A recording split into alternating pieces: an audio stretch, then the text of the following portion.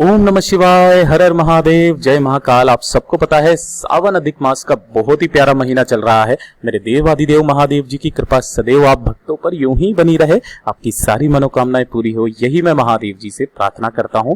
इस सावन के महीने में आपकी सबकी मनोकामनाएं पूरी जरूर होगी। मात्र आपको छोटा सा उपाय करना है अगर आपकी कोई मनोकामना पूरी नहीं हो रही है। ठीक है, जो मांगोगे वो सब कुछ मिलेगा। बहुत ही अचूक उपाय है। पूज्य गुरु जी की कथा से सुन करके और समझ करके पूरे उपाय को बड़े ही विस्तार से बताऊंगा।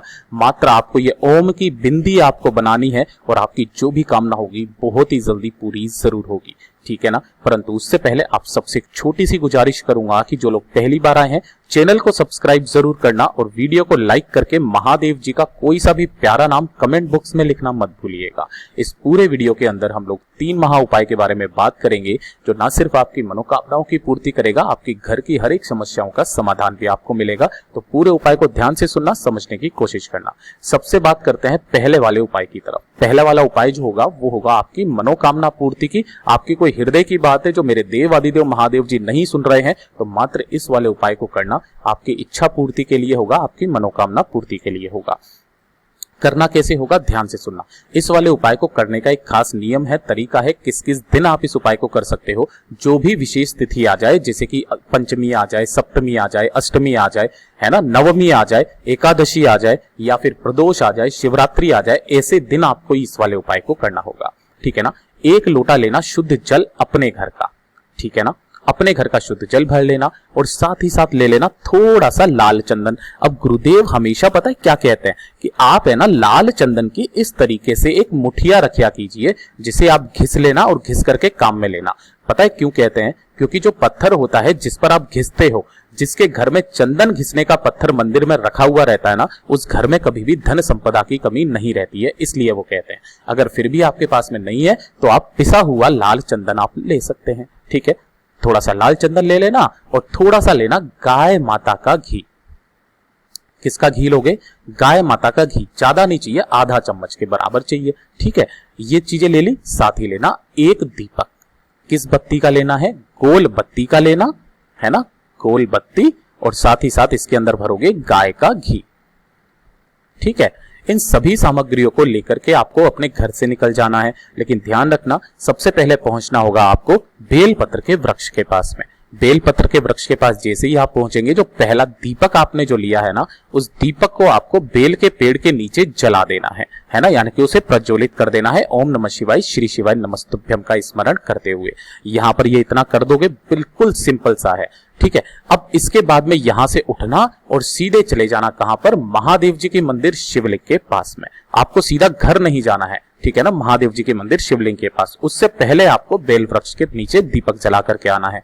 जैसे ही आप यहां पर पहुंचोगे, उत्तर दिशा यानी कि नॉर्थ डायरेक्शन की तरफ मुंह करके खड़े हो जाना। और जब भी आप मनोकामना पूर्ति के लिए कोई उपाय करते हो ना, तो सबसे पहले 1 लोटा शुद्ध जल मेरे देवादिदेव महादेव जी के ऊपर समर्पित करना। ओम नमः शिवाय, श्री शिवाय नमस्तुभ्यम का स्मरण करते हुए।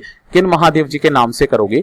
कुंदकेश्वर महादेव जी के नाम से। ठीक है, ये 1 लोटा शुद्ध जल समर्पित कर दिया। समर्पित करने के बाद में आपको करना क्या होगा? थोड़ा सा जो आपने लाल चंदन लिया है ना, इस लाल चंदन के अंदर ही आपको घी को मिलाना है ना। लाल चंदन और घी का एक मिश्रण तैयार कर लेना। मिश्रण तैयार करने के बाद आपको ये जो शिवलिंग दिख रही है ना, इस शिवलिंग पर आपको अपनी अनामिका उंगली से, जैसा मैंने चित्र में बताया था ना, आपके दाहिने हाथ की जो अनामिका उंगली होती है, दाहिने हाथ की सबसे छोटी वाली उंगली के पास वाली उंगली, रिंग फिंगर जिसे कहते हैं, उस रिंग फिंगर से आपको इस शिवलिंग के ऊपर बनाना होगा इस तरीके से ओम। ठीक है ना। और जब आप ओम बना रहे होगे ना, तो लास्ट में बनाओगे इस तरीके से ये वाली बिंदी, है ना। तो जब आप उस अनामिका उंगली से बिंदी बना रहे होगे ना, तो इसी उंगली को आपको उठाना नहीं है। बिंदी जब आप यहां पर बनाओगे उस उंगली से, तो उस उंगली को टच करे रहना और अपनी मनोकामना यहां पर कह देना। ठीक है, ये वाला उपाय मैं रोज करके आता हूं, पता है। तो यहां पर अपनी उंगली को टच कराए हुए अपनी मनोकामना बोल देना। अपनी मनोकामना बोल करके 2 मिनट यहां पर महादेव जी का स्मरण करना और अपने घर की तरफ चले आना, है ना। जो भी व्यक्ति इन खास तिथियों को ये वाला उपाय कर लेता है ना, उसकी सारी मनोकामनाएं मेरा देवादिदेव महादेव जी सुनता है। उसी जीवन में कभी भी किसी भी चीज की कमी नहीं रहती है। ये तो हो गया पहला उपाय। अब बात कर लेते हैं दूसरे वाले उपाय की तरफ, ठीक है ना। देखिए दूसरा वाला उपाय किन लोगों के लिए है, यह है आपके लिए धन संपदा बढ़ाने वाला उपाय।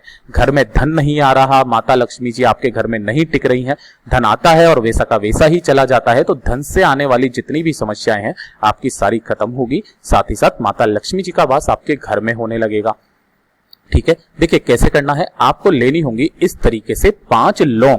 ध्यान रखना लौंग जो रहनी चाहिए वो आखी रहनी चाहिए, यानी कि पूरी। उसके ऊपर का ये वाला जो फूल है ना, ये फूल भी रहना चाहिए, ठीक है, ध्यान से सुनना। और उसी के साथ में आपको ले लेने होंगे इस तरीके से 5 कमल के गट्टे, है ना। ये जो 5 कमल गट्टे होते हैं ना, माता लक्ष्मी जी को बहुत ही ज्यादा पसंद है, इसीलिए जब भी आप लक्ष्मी प्राप्ति के लिए उपाय करते हैं ना, कमल गट्टिया जरूर होता है, ठीक है ना। तो 5 लेना आप क्लोव, यानी कि आपको लेनी होगी लौंग। मैं क्या हिंदी का शब्द भूल जाता हूं, क्लोव मुझे याद रहता है, कोई दिक्कत नहीं है। आपको 5 तो लेनी होगी ये लौंग और 5 लेने होंगे कमल गट्टे, ठीक है ना। इन्हें क्या करना, आपको 1 लोटा लेना तांबे का और इन्हें सबको इसी के अंदर डाल देना और बाकी के लोटे को पूरे के पूरे अपने घर के शुद्ध जल से भर लेना। अब इस लोटे को लेकर के आप जैसे ही महादेव जी के मंदिर जाओगे, शिवलिंग के पास में पहुंचोगे, उत्तर दिशा यानी कि नॉर्थ डायरेक्शन की तरफ मुंह करके खड़े हो जाना और इस 1 लोटे जल से आपको समर्पित करना होगा 5 जगह पर जल, ठीक है। सबसे पहले थोड़ा सा जल आप समर्पित करेंगे भगवान गणेश जी के स्थान पर, दूसरे नंबर पर भगवान कार्तिकेय जी के स्थान पर, तीसरे नंबर पर माता अशोक सुंदरी के स्थान पर, चौथे नंबर पर आप जल समर्पित करना माता रानी के हस्त कमल पर, और जो बाकी का है और सामग्री के समेत उस पूरे के पूरे जल को मेरे देवादिदेव महादेव जी के ऊपर समर्पित कर देना। ओम नमः शिवाय, श्री शिवाय नमस्तुभ्यम पंचाक्षरी मंत्र या शराक्षरी मंत्र के स्मरण करते हुए, ठीक है। किन महादेव जी के नाम से करोगे, कुबेरेश्वर महादेव जी, ध्यान है ना, कुबेर महाराज जी, तो कुबेरेश्वर महादेव जी के नाम से आपको समर्पित करना है। समर्पित कर देने के बाद यहाँ पर 2 मिनट महादेव जी का स्मरण करना और अपने घर की तरफ वापस चले आना, ठीक है ना। इस वाले का एक नियम बना करके जो व्यक्ति लगातार उपाय को करता रहता है ना, उसके जीवन में कभी भी धन वैभव की कमी नहीं रहती है। ये हो गया दूसरा उपाय, ठीक है। अब बात कर लेते हैं तीसरे वाले उपाय की तरफ। तीसरा वाला उपाय किन लोगों के लिए है, यह है बीमारी के लिए उपाय, है ना। किन लोगों के लिए, बीमारी के लिए। अगर आप नहीं चाहते हो कि आपके शरीर में कोई बड़ी बीमारी प्रवेश करे, तो इस वाले उपाय को आप करना स्टार्ट कर दीजिए। हफ्ते में मात्र 1 बार इस उपाय को करना है, हफ्ते में मात्र 1 बार। आपके शरीर में कभी कोई बड़ी बीमारी प्रवेश नहीं करेगी, इतना अचूक उपाय है।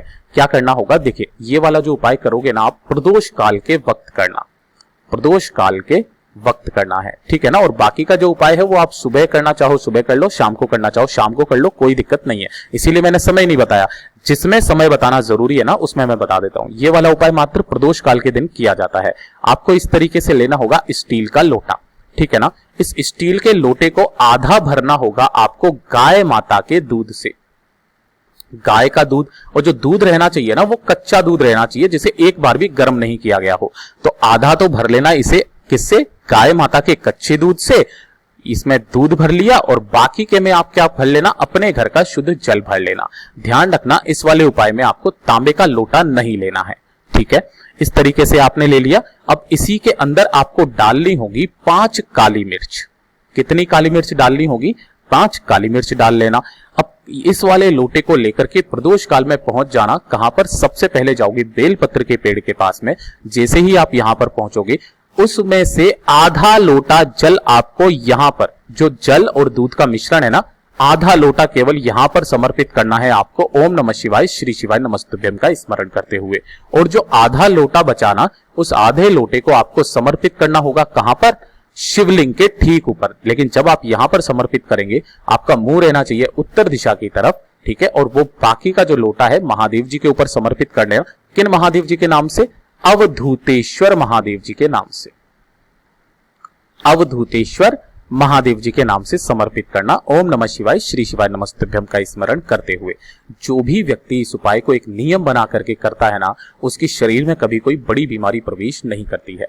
पूज्य गुरु जी ने जैसा अपनी कथाओं में बताया, वैसा आसान भाषा में आपको बताने का संपूर्ण प्रयास किया। वीडियो अगर पसंद आया हो तो लाइक जरूर करना, चैनल को सब्सक्राइब जरूर कीजिएगा।